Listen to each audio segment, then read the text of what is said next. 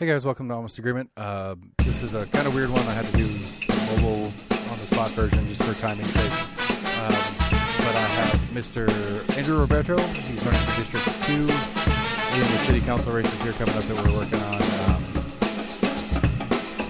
So anyway, I'm trying to get through everybody, and sometimes I have to do it a little bit normally and not have them in studio. So again, I apologize for the audio on this one, but that's the way it is. Almost an Agreement at gmail.com. Find us on Facebook, Twitter, YouTube. Go to our website, almostanagreement.com, and get all the episodes there. And while you're at almostanagreement.com, check out my city elections 21 cheat sheet. It's a quick list of all the candidates, links to their individual websites, as well as links to KGIS to check out your district, as well as the Knox County Election Commission, so you can make sure you're registered, and if not, go through the process to do so there as well. So when you're in any of these places, like, share, help us out, get the word out. We're trying to do our best to get as much information to you guys as possible whilst this election gets warming up. So Andrew Roberto, and here we go. Hey guys, we're here with Andrew Roberto. It's been a work in progress, to say the least, but like I've said 1,000 times, we're going to get through all these syndicated dates before the primary. So I've got just over a month before the primaries kick off, and check Roberto off the list. He is here in the flesh via the internet, I guess. But so Andrew, thanks for coming on. One of the things I always start with when I've got a candidate running is I want to go, it's District 2 for you. Tell us what in Knoxville is District 2. Yeah. Hey, Seth, thanks so much for having me on today. The second district it extends a pretty good footprint. So we start at Neyland Drive, and then we go down Kingston Pike. You're going to go west of Hollywood, south of Middlebrook, east of North Gallaher, down Parkside. And it actually goes all the way back to Turkey Creek where Total Wines is. So its footprint is pretty big, although it's certainly as you get past really, kind of Morrell and North Shore Town Center, it starts to just run down Kingston Pike and catching businesses. The one way that I think it's easier for people to think about it is the neighborhoods that we're talking about. So, if you live in Bearden, Dean Hill, Sequoia, Westwood, Forest Heights, West Hills, North Shore Town Center, Westmoreland, Timbercrest, Fox Creek, Pond Gap areas, that's going to be the second district. Yeah. I mean, in fairness, and everybody that listens, I am literally a yard line from City District 2, right off Morrell. My back property line is a fence. The other side of that fence is an apartment condo complex that is in the city where I am not, for my sake personally. And so I am familiar with District 2. One of the things I want to throw out here, right here at the beginning, is the flooding issue down there at Ebenezer and North Shore. We need to get that figured out and done with, and replace that Band-Aid with a permanent long-term fix. And I know that's in the works, so we need not talk about it too long. But okay, so I guess we'll start with, I don't know, I don't remember if I emailed you about it or not. I put together a voter's guide for everybody. It's at our website, almostanagreement.com/cityelections21. If you want to go there, it's got a list of all of the candidates running by district, and then details with KGIS and stuff like that. And so I pulled yours, I pulled your information off your website as far as your top issues. Unfortunately, I am mobile, so I don't have it pulled up in front of me. But what are the top issues to you that you think are important moving forward in the city of Knoxville? Well, yeah, when I started serving on council, I really wanted to dig in and understand the things that were going on, and really worked hard to learn the job and become a thoughtful and effective member of city council. And so some of the things that I've really been pushing for is, certainly I've been a passionate neighborhood advocate. I've worked hard for keeping folks, in my district and citywide informed about issues that are going on, making sure they're aware of things, reaching out, having public meetings. I'm very big on public process and engagement. Walkability is a big issue for me. I really think that having sidewalks and greenways and pocket parks and being able to expand green space like we have, like with Everly Brothers Park and citywide, thinking about the urban wilderness, that's been a big priority too. So all of those are important, but also, we have to make sure when we're thinking about being a neighborhood advocate, making sure that we protect, the integrity of our neighborhoods and the charm that makes them a great place to live. And so I've definitely tried to do that as well. So there's probably a lot to unpack there. Right. No, and as you were talking about it, I was thinking of one that it's always kind of baffled me, and it was never a particular concern. But as my kids are getting older and some of their friends that they go to school with that live around us, when I was a kid, you just left, when it was, be home by sundown kind of thing, whatever. And I think about my kids going up Morel and trying to cross Westland there. And I was just thinking about it when you were talking about sidewalks and stuff, is that sidewalks run all the way across the elementary school, all the way up to Nubbin Ridge. Then the sidewalk stops and then it restarts at Westland.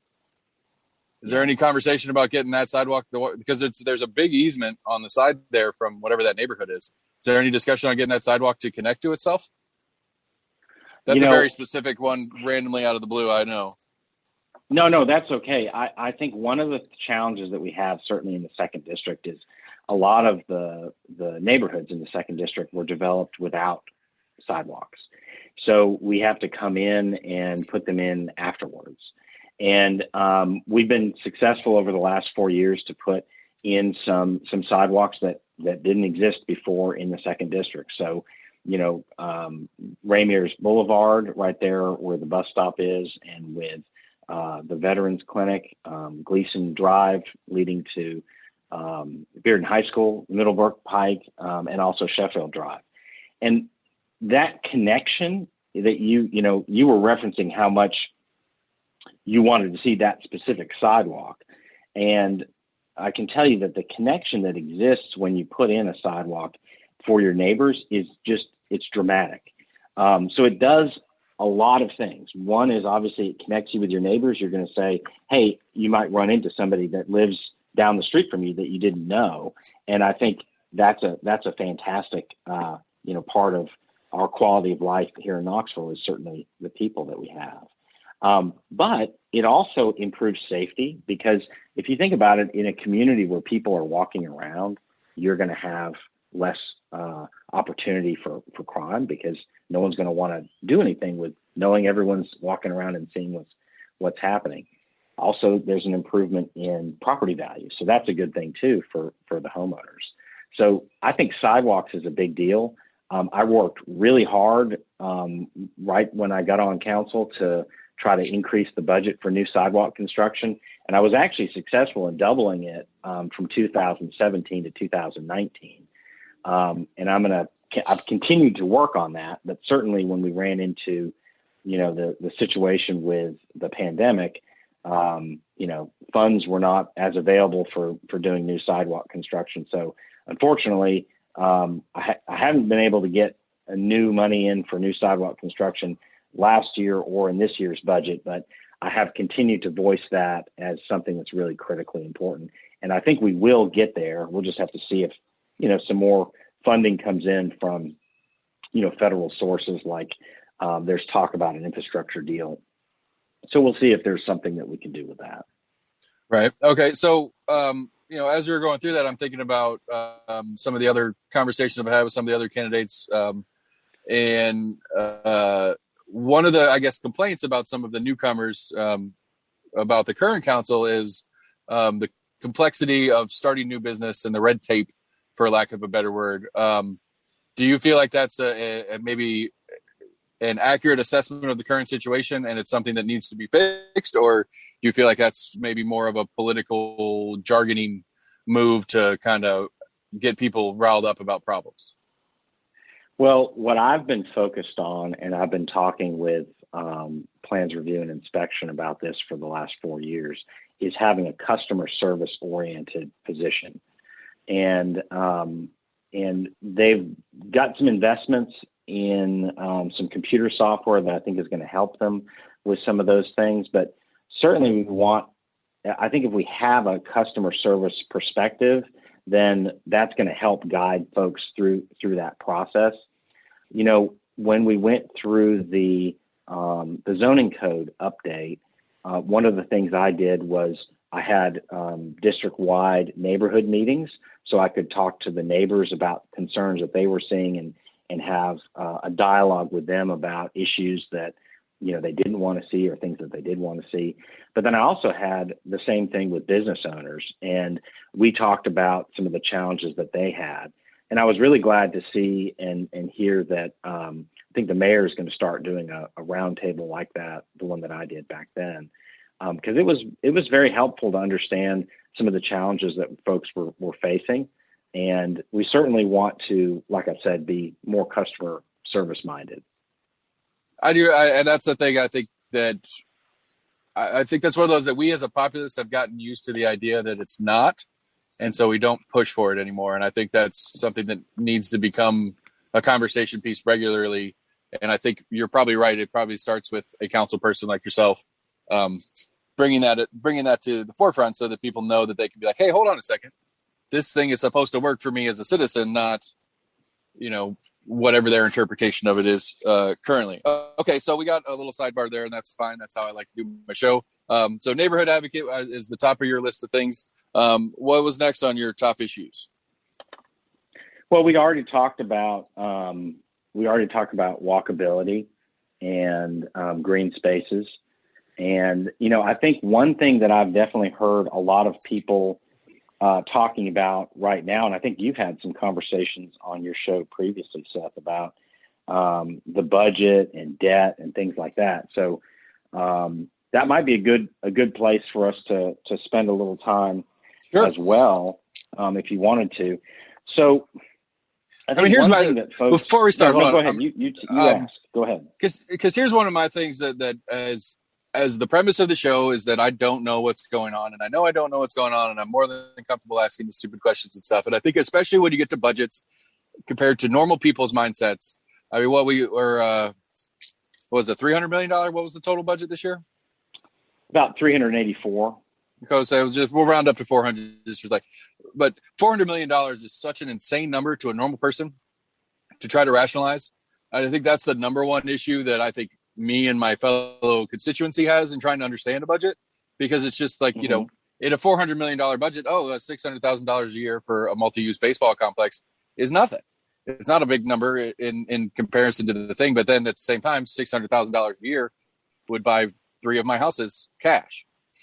You know, and so I think that's one of the things that I don't know necessarily what the solution to trying to make a municipal budget more palatable to the regular Joe. But I think that's one of the things that I struggle with personally most is just really, there's so insane numbers to a normal person. You know, I somebody making 50, 65 grand a year, trying to budget a household on 65 grand a year is trying to rationalize a $400 million budget. And so, you know, I think that's part of it. Cause again, I don't mean to imply that my lack of understanding is that there's a problem. It's just that it's so vague and so massive that I want to understand it, and then I can start picking it apart. And I think that's where I struggle the most personally. So I get that, Seth. I do. And so one thing I would think about. Well, let me back you up just a quick second. Yeah, so go ahead. One thing I would think about is there are ways to get some of the information that you're talking about, because in the early part of the year, the mayor will have a budget meeting and we'll kind of lay out in broad strokes what's being, you know, considered and what the areas of emphasis are. But then later on, council will have 2 days of hearings where we will have in a public meeting, and people can come and watch and learn what's going on. Council will actually ask questions of the directors for each department about things that are going on. So, for example, one of the things we talked about was customer service. So this year, and then also in previous years, when I've talked to the director of plans review, I talked about that process and how they're doing. And I was trying to get some metrics for how we could measure the improvements that had gone on in that discussion. And we had a good discussion, and I can tell you he's committed to doing what we just talked about having a customer service focus. But you go through each of those line items and you'll talk about, well, what are you asking for? Did you ask for everything you needed? And there may be things that your council person is particularly interested in, and they may ask some more detailed follow-up questions. But those things all happen before it comes to council. And then you have a first reading. And then after that, then you go to a second reading. Right.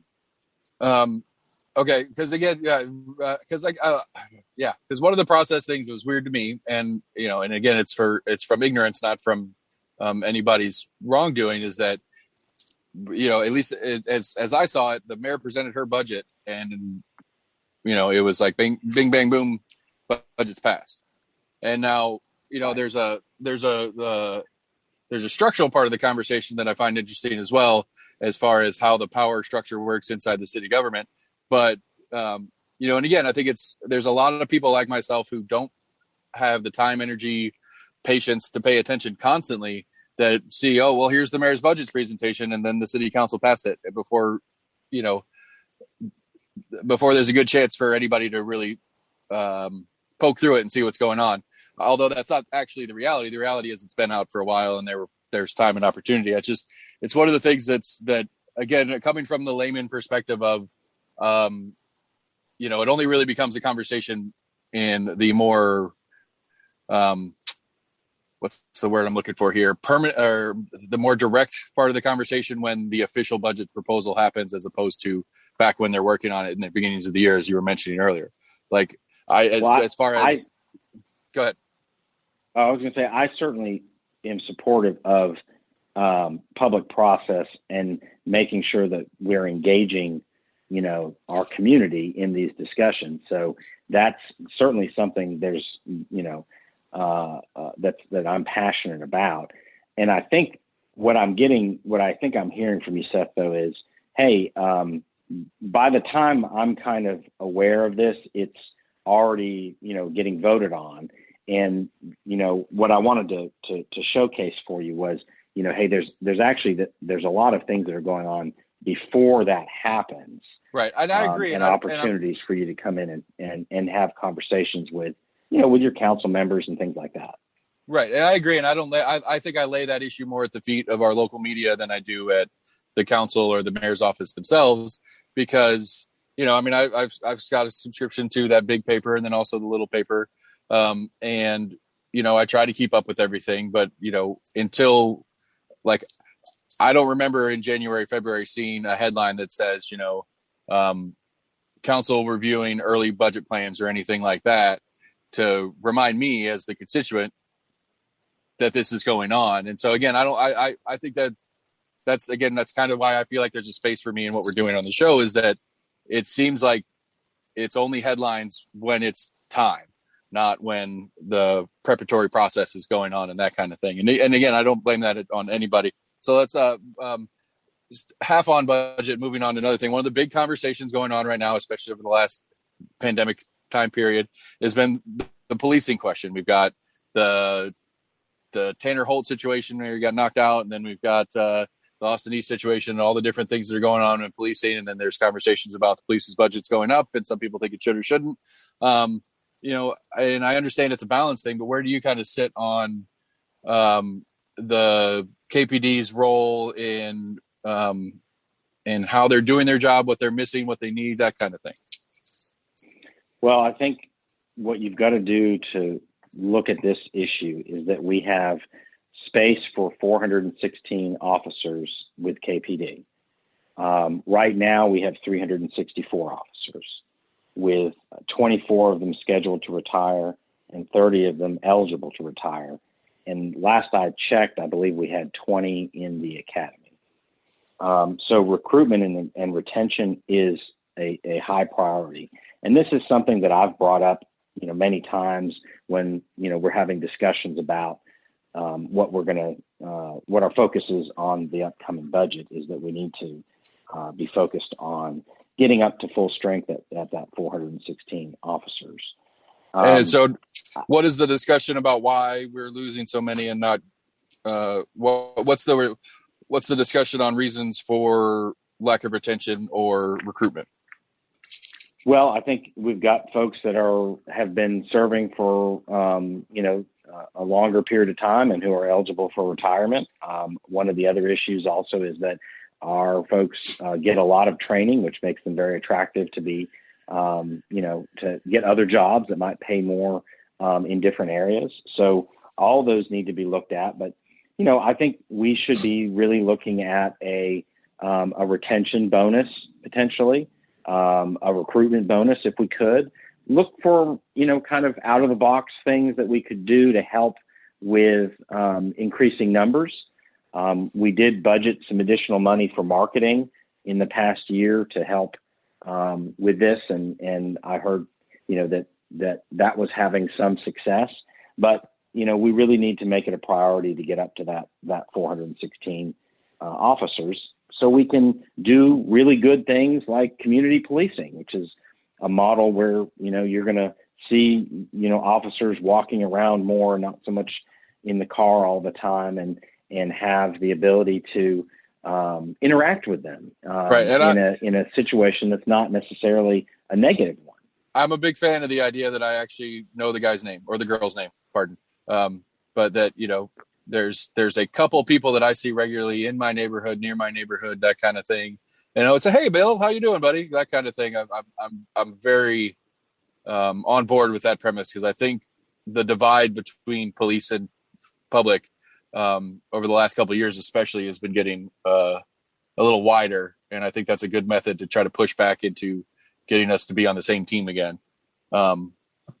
And so I'm a big fan of the premise of community policing, and we'll see about how it happens in execution. But okay, and so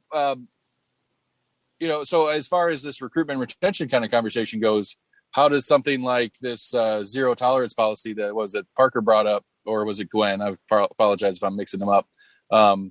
With this Tanner Holt situation kind of thing. I'm very interested in this story just because I'm really confused on the details of it, and not that I think you necessarily have those details either, but the idea that an action outside of work can cause issues with your inside work situation, I struggle with, and I'm curious if that's going to become a bigger issue for retention, or if it's going to help maybe clean out house and get rid of some bad apples, and then we can get a more cohesive unit together. I don't know. It's a weird story to me, and I'm trying to see what a bigger picture of how this is going to play out over time. Well, I think, that the first part of what you're asking me about is that there's apparently something that's going to come up in the next council meeting. And I haven't had a chance to review that yet, because the full text doesn't come available for council members of what's in the on the agenda until Thursdays. So sometime today I will have it. So we're talking before I've had a chance to see if that's come out yet. But I think you brought up a good point, and one that I'm concerned with too, and that's the working environment for officers. So if you were in a workplace and you said, hey, this coworker of mine is saying very offensive things, and it's concerning me, or some behavior that's poor, and you brought that to a supervisor multiple times and they didn't do anything about it, that is not going to be something that's going to create a good work environment. I don't think anyone would disagree with that. So when we're thinking about retention and recruitment, we want to make sure that you've got a good work environment. I'm a small business owner. I have my own law firm, and I have employees, and we really try to have a good work environment for folks so they stay. And, the folks that we have at my office have been there for years. We don't have a lot of turnover, and I think it's important to, have a really good work environment for folks, because the job that we're asking our officers to do is a very stressful, difficult job. And we need to make sure that they're trained, and that they have the support they need to be successful. Right. And I agree with you on that in the workplace. I guess where I'm getting where my spidey senses tingle the weirdest on this whole thing is that this was an outside of work. This particular story that we're talking about was an outside of work thing. And so like, I guess and you don't have to go super deep into it, but one of your employees there at the law office maybe does some post on a social media thing. I guess here, like, just a really stretch crazy example would be one of your employees is a Kim Smith supporter for this upcoming race. And, that's a conflict of interest for you as the employer and stuff like that. And that puts a weird light in things. Would it be appropriate for you as the employer to dismiss that employee because their outside of work feelings on a particular issue don't align with yours? Well, I mean, I'm not going to get into hypotheticals, but one thing that, I'd point you to is like, you have civil service protections for our city employees that are different than you might have if you were a private employee. So those considerations have to be made too. I think overall, what we're talking about is having a positive work environment, and that's what I think our focus needs to be. Okay, I mean, I agree with you on that. And that's it's like I said, it's a weird spot. It's a weird thing. It's happened in other things. It's part of this cultural craziness that's going on and has been especially fervent over the last year or so. That I just try again. Like I think there's this weird kind of the idea that you aren't your work. You're allowed to have your own life, and you go to work and do your job and you go home. And in most parts of the conversation, that's the goal, is that your work and you put your work shirt down and you put your play shirt on and you go live your life. But then at the same time, there's different factors that are trying to pull your personal life back into your work, even though it wasn't there in the first place. And that's why I find this one a particularly intriguing conversation, not necessarily super important on the grand scheme of things, but it's something that I find interesting to talk about. I think it is important because it's an issue about retention and recruitment. So it goes back to what we talk about. I think if you don't have a good work environment, you're going to have a hard time with retention and recruitment. But go ahead. Okay. And so we touched a little bit on it as far as the business side earlier, but there a lot of big conversation about the significant growth that we're looking at for the city and counties together. As far as we got all these people that are fleeing some other big cities coming down here. The housing market's going crazy, and it's a question of how do we manage this growth moving forward, and your thoughts on that, because I think that's a major issue that we're going to have to be addressing as time goes by. Oh yeah, and I think what you're talking about is really goes to the heart of affordability, and where would you have smart growth, and so one of the things that I was a big supporter of in the zoning code update was the mixed uses along our corridors. And that's going to be where you have a business on the bottom and then residential on the top. And one of the benefits for why that's a smart place to do something like that is that you've already got built-in infrastructure, right? I mean, you've already got bus lines and things like that you can access. And that's the place to do growth. And so we've got that in the code now, and that needs to get emphasized, and it needs to get, we need to educate folks about it and start working on those types of development, because there you've got a great opportunity for business growth, but then also residential. And I think one of the in the same vein, go ahead. I was just saying one of the things I find in the same vein, what you want to do is make sure you're also protecting the unique character of your neighborhoods. And so, growth in the neighborhoods in that same way would not be appropriate. So we need to look at where we could do that. And I think this mixed use is a great opportunity, and we need to be emphasizing that more because it's there. Right. One of the things that I'd like to see more of is less parking lots, at least surface level parking lots. I really like that right there on campus, which I guess is right on the other side of the district line for you. But right there on campus, that Publix used to be Walmart down there. I love that building. I think it's a fantastic building moving forward as far as like, again, back into District 2, all of Kingston Pike is a parking lot with a building in the back. How much square footage of retail or even residential space could we be putting one floor above that and have the parking underneath? And how much more growth could we hold in the same amount of space if everything wasn't a parking lot? Or having the parking, behind the building. So you're not seeing, you have a much nicer streetscape that you're going to see as you're going through. So I understand what you're saying.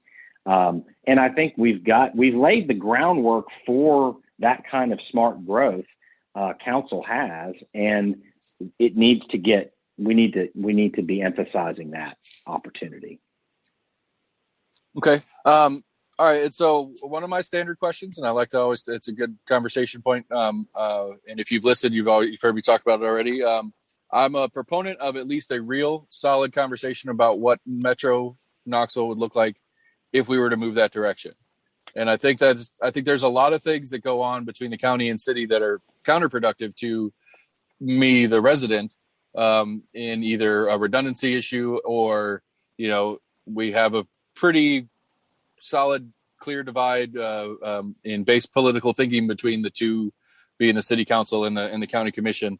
And again, from a layman's view, looking at it, I can't think of a good reason why we shouldn't at least be having a conversation about moving to a Metro Knoxville.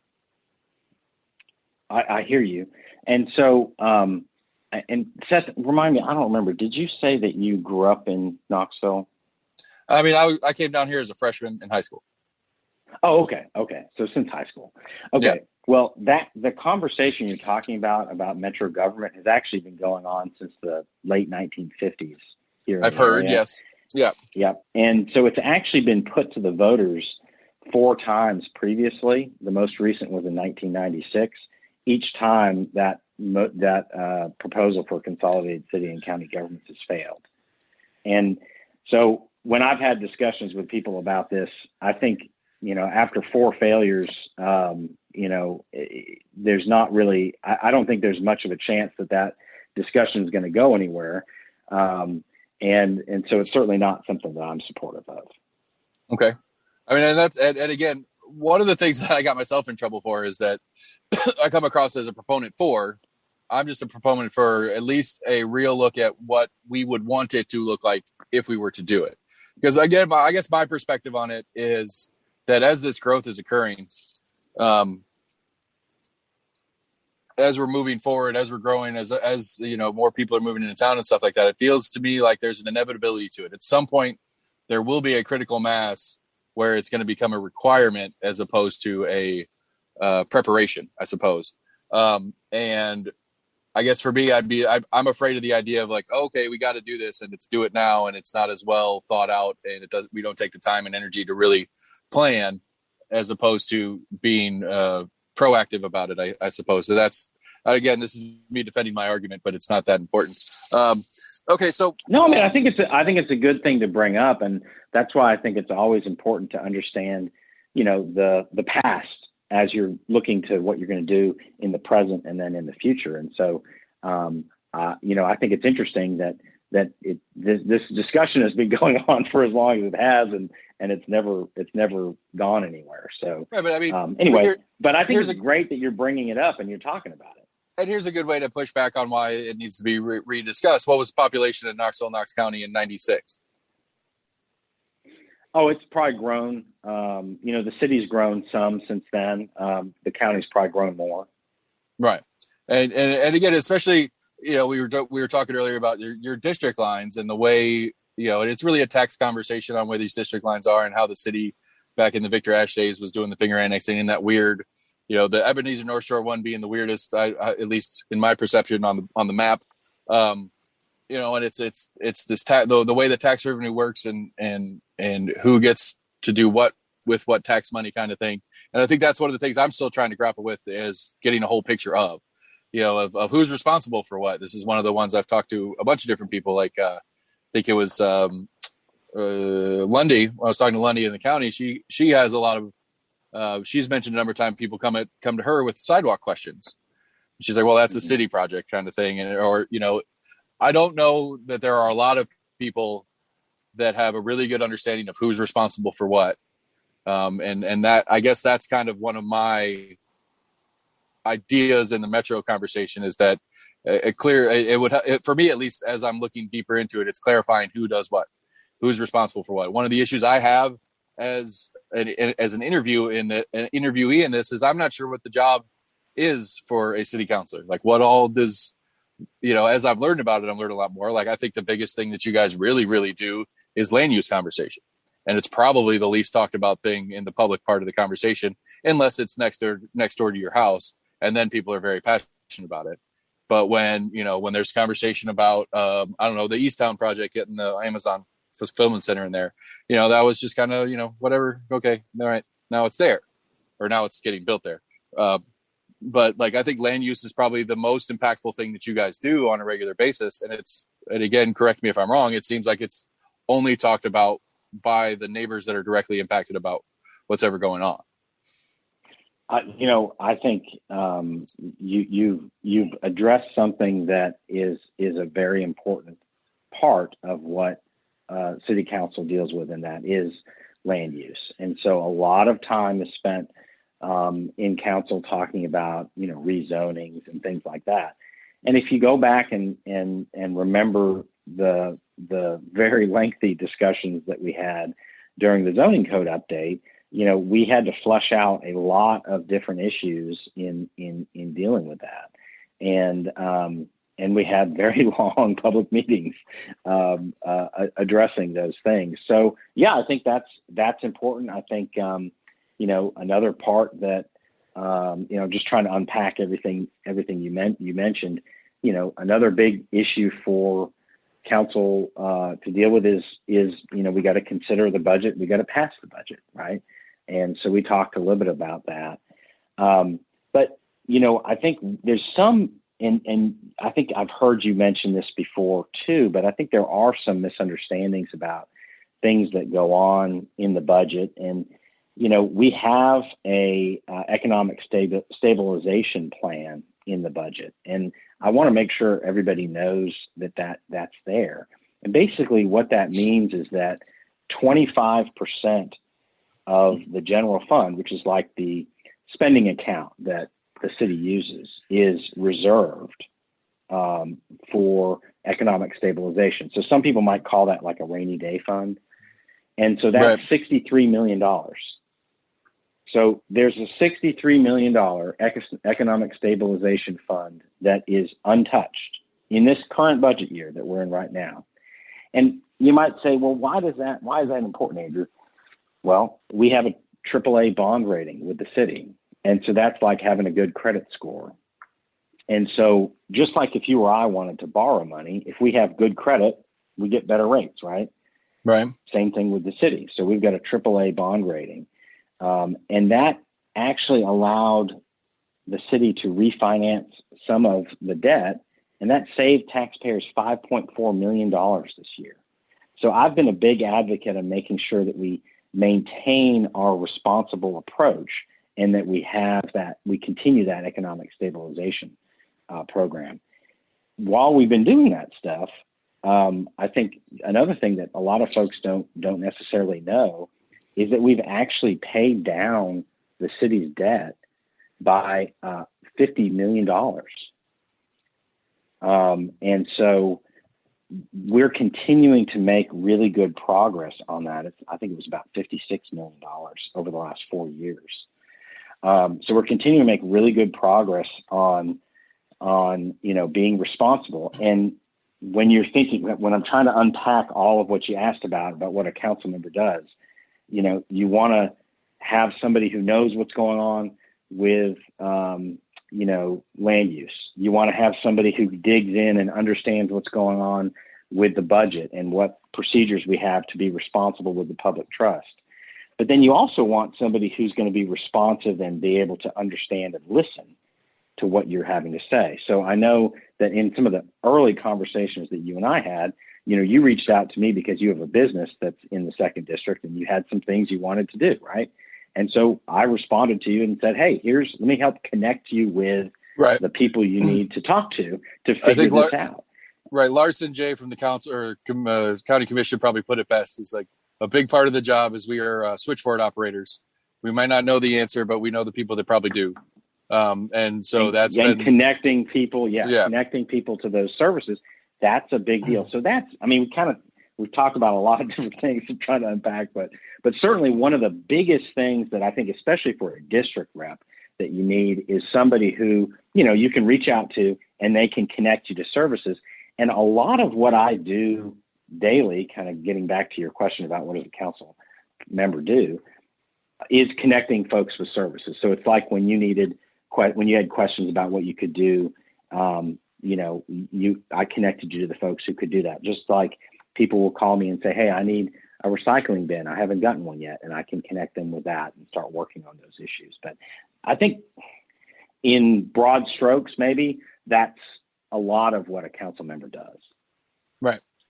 And again, like I said, I don't, without having gone down this path for me personally, I don't know that I could have put together I would say probably 55% accurate view of what the day job is for one of the elected officials here in town. I just think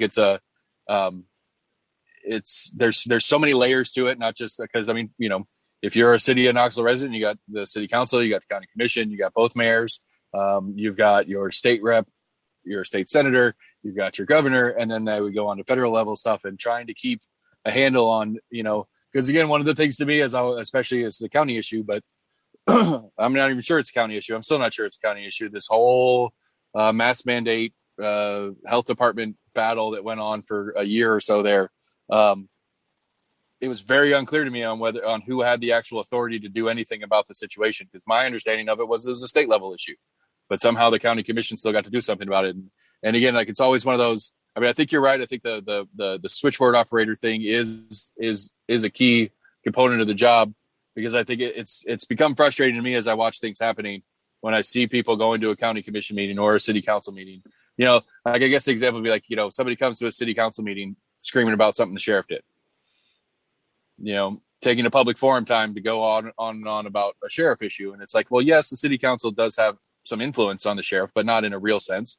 They could talk to him. They could send out, maybe the chief of police to maybe have a conversation about an issue. But at the end of the day, that person in the public doesn't realize that the sheriff doesn't answer to you guys at the city council. And that's one of those things that's been just trying to piece together, the appropriate audience for an issue by a general person in the public like myself who doesn't know what the job is for certain things has been an experience, to say the least, for me as I'm wandering through this myself. Yeah. Well, and I think what I would say is, I understand what's going on in the county or the city, how that kind of thing could be confusing to folks. And so what I have done is tried to maintain good relationships with everybody, because occasionally, and it's not often, but occasionally I will get an email or a message from somebody who has a county issue, and I'll have to refer them over to, one of my colleagues who's on county commission, and vice versa. Sometimes they'll get a message and let me know, hey, this person had an issue in the city and we need to deal with that. So I think having those good relationships is important. Right, and a quick procedural interruption here, because this is one of the things I'm also trying to get my handle on. So Kyle Ward's District 4 in the county, which is a good chunk of your district in the city District 2. And how does sunshine law affect you guys in conversation? It would only affect us if I was talking to other council members. So it wouldn't affect us with regard to, within the county. So let me, I'm going to answer your question. Give me a quick second. Okay, go ahead. So before the pandemic, I had actually started what I called Meet Your Reps meetings to facilitate these types of relationships we were just talking about. And so there it was county commission, the county commissioner, it was school board rep, and it was city council. And the three of us would meet and invite the public to come talk to us. We'd give updates on things that were going on. and that really helped foster good relationships between those three different bodies. And I'll get phone calls, back and forth from school board and county commission and things like that. So there's not the sunshine issue that you bring up would be inappropriate and for a council member and another council member to talk about something that they were going to vote on in a private conversation. And that's not something that I've ever had experience that would ever go on. Okay.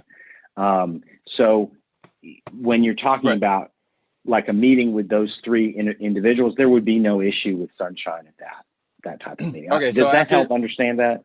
No, absolutely. Because after the election, sometime in December, I'll have you, Kyle, and Virginia Bab. We'll all get together and we'll chat. Well, we've actually talked because about theoretically, that's restarting the Meet Your Reps, and so that's you will have I think an opportunity to do just that, because we obviously had to take a pause on everything because of the pandemic, but this is not my favorite mobile setup that we're doing right now, but I'm working on a mobile setup so I can bring the studio to an office or something like that if we wanted to do it in your office instead of in my studio. So maybe when you get that rolling again, I'll come and do those live and in person, and so that there's so that I can personally profit off a public record version of it. Well, hey, and I think those meetings have been those meetings that we had before the pandemic were really great, and we had a lot of people show up to them. So it was interesting. But I mean, for me, I would love to hear what some of my neighbors are talking about, because again, in my experience as a semi-insular individual, I don't know some of the issues, and I have my thoughts on my personal issues, things that bother me, but I don't know what my neighbors are talking about. And I think that would be a great opportunity to maybe hear some things that I'm just not privy to for whatever reason. Yeah, and I wanted to just because you mentioned, obviously what you're doing with the show, and I think it's really important because I think you're reaching out to folks and trying to inform yourself, and as you're informing yourself, you're informing other folks about what's going on. And before I served on council, I was one of Knox County's election commissioners, and that's something I did about voting and our electoral processes. I would go out to community meetings, business and professional meetings, neighborhood meetings, and when we had an election coming up, I would talk to folks about, well, here's what early voting looks like, and here's some little known facts about what you can do and things like that. And I think I've definitely been a passionate advocate for getting out in the community, serving and letting people know what's going on. So I do appreciate what you're doing with the show, because I think the premise is very important. We need to be reaching out to people and letting folks understand the process. All right. And I mean, 100%, like I said, like I say it all the time. I know I'm not that smart about what's going on. And I also have zero shame in asking a stupid question, because I assume wholeheartedly that I am not the only person that has some of the questions that I ask, as dumb as some of them are. Like, I can't remember, I was talking to Becky Massey, and she said something, and it was something that you've heard the phrase without, no, actually it wasn't back. Anyway, it doesn't matter. I was talking to somebody, and it was service a debt. You hear that phrase all the time on the news about different stuff, especially when we're talking about municipalities and stuff. And I stopped him and interrupted and said, hey, explain what service of debt means to me. And then it's very simply explained that you're paying your mortgage. It's like, oh, okay. But it's one of those phrases I heard 1,000 times and never thought about it. And I had the opportunity to get a clarification. And I would assume that I'm not the only person that doesn't know what service the debt means. And however dumb that makes me look, I don't care. I think it's important that it's put in terms that the normal person understands. All right, so we'll close with this. One of the big things, and especially because you brought up your election commission history, one of the big things in these city elections is turnout is terrible. So do you feel like, given the large political year and a half that we have, that this is going to be a bigger year in turnout, or do you think we're going to have a generally poor turnout for these primaries in general? Well, I'm out there knocking on doors and talking to folks, and having events and meetings. And in fact, you came to my kickoff event, which I was glad to see. I don't know if you got any food though. Since we I didn't. I got there late. Well, I mean, and in full disclosure, I really only went there to glad hand and meet a couple people that I've been trying to talk to, including yourself, to give them my card so that we could set up interviews. Got to meet Gloria there. No, that's later had her on the okay. show. Yeah, no, that's okay. It's all work to me. So I've been doing those things, and I've walked more than 50 miles, knocking on doors right now, just myself, and that's not including volunteers who've been out there doing things too. So we're reaching out to folks and trying to engage with voters and talk to them about issues that they're concerned with and address things. So I think that what I want to do is just continue to be accessible and continue to be an effective representative on council for the 2nd District, but then also, considering city issues as a whole. And I'm excited about the opportunity to do that. I'm going to do everything I can, Seth, to engage folks and have them come out and vote in the primary. And I would really encourage folks to do that. I mean, you mentioned it earlier in the show, but early voting is going to start August 11th and it goes through the 26th. And the primary is August 31st.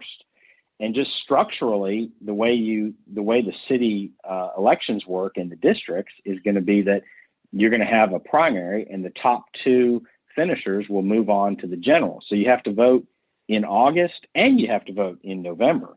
Right. And so I know you'll have another show where we'll talk about the general later. But anyway, wanted to get that out so everyone understood the process.